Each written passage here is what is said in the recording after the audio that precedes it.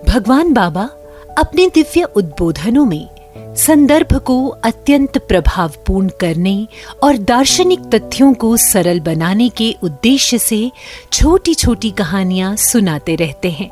ऐसी ही एक कहानी अब हम सुनते हैं। आइए।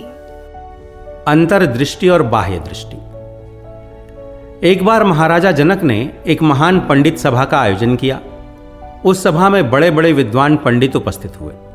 उस सभा में प्रवेश पाने के नियम कठोर थे, इसलिए कोई सामान्य पंडित उसमें प्रवेश नहीं पा सकता था। किंतु अष्टावक्र उस सभा में सम्मिलित होना चाहते थे और प्रवेश पाने के लिए प्रयत्नशील थे। उन्होंने बहुत कोशिश की, किंतु कोई उन्हें भीतर जाने के लिए अनुमति नहीं दे रहा था। उनके पास किसी अन्य विद्वान की कोई सिफारिश नहीं थी और अन्य कोई सहायता देने वाला भी नहीं था। उनका तो केवल परमात्मा पर ही विश्वास था कि वही सबके अपार मित्र हैं, संकट के समय सबके सहायक हैं। कभी तात्कालिक बाधा आती भी है तो वही आगे आगे विजय के साधन प्रदान करते हैं। अष्टावक्र 3 दिनों तक महाराज जनक के भवन के द्वार पर चौकीदार की तरह जमे रहे। सभा में जब बड़े बड़े विद्वान और पंडित प्रवेश करते तो उन्हें देखते रहते।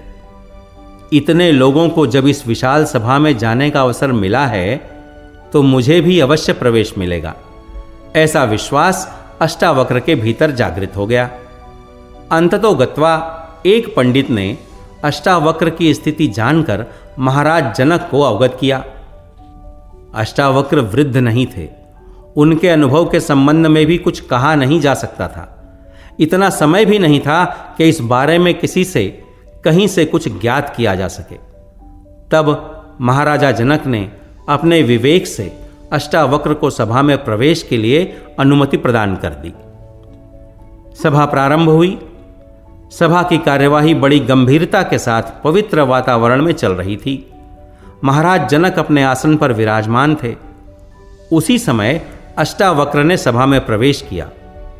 उनके शरीर के टेढ़े मेढ़े होने के वक्रता दोष को देखकर उस सभा में बैठे बड़े बड़े महान पंडित बड़े जोर से हंस पड़े। महाराज चुपचाप गंभीरता पूर्वक उन्हें देखते रहे। तत्पश्चात अष्टावक्र भी बड़े जोर से हंसने लगे। अष्टावक्र को हंसते देख पंडितों को बड़ा आश्चर्य हुआ। उनमें से एक ने अष्टावक्र से साहस करके पूछ ही लिया कि हम नहीं जानते कि आप कौन हैं, किंतु आपके रूप को देखकर हमको हंसी आ गई, इसलिए हम सब हंसे। अब आप बताइए कि आपके हंसने का क्या कारण है। अष्टावक्र ने उत्तर दिया, पंडित जी, मैं यहां इस विचार के साथ आया था कि यहां बड़े महान पंडितों की सभा हो रही है। पंडितों के विद्वत्तापूर्ण संभाषण सुनने का सौभाग्य मिलेगा, उनका दर्शन लाभ होगा। लेकिन यहां आकर देखा तो पाया कि यहां तो सभी चर्मकार बैठे हैं। इसी कारण मुझे हंसी आ गई।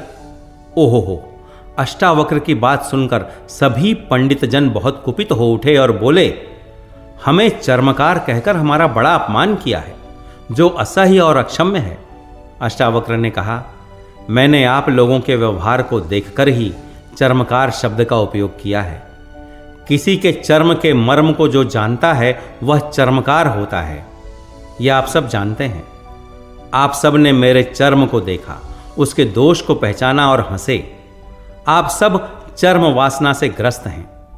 वहीं आपने मुझ में छुपे मेरे पांडित्य को देखने का प्रयत्न नहीं किया। पंडितों में अंतर्दृष्टि होनी चाहिए, न कि बाह्य दृष्टि। अंतर्दृष्टि से देखना ही पंडित का लक्षण है। अष्टावक्र द्वारा प्रस्तुत स्पष्टीकरण को सुनकर सब लज्जित हुए और महाराजा जनक सबके असली पांडित्य को समझ गए। लोक में सब लोग बाह्य दृष्टि की ही अभिवृद्धि करते हैं, जबकि प्रयत्न अंतर्दृष्टि को बढ़ाने के लिए किए जाने चाहिए।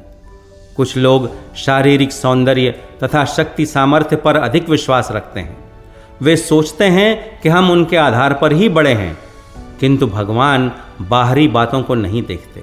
वे देखते हैं प्रेम और मानसिक परिशुद्धता, दया से परिपूर्ण हृदय, स्वभाव की शांतता। इसलिए सदा अंतर्दृष्टि को बढ़ाने, आंतरिक भावनाओं को शुद्ध रखने और शांति के साथ रहने के प्रयत्न करने चाहिए। यह कथा हमें यही समझाती है।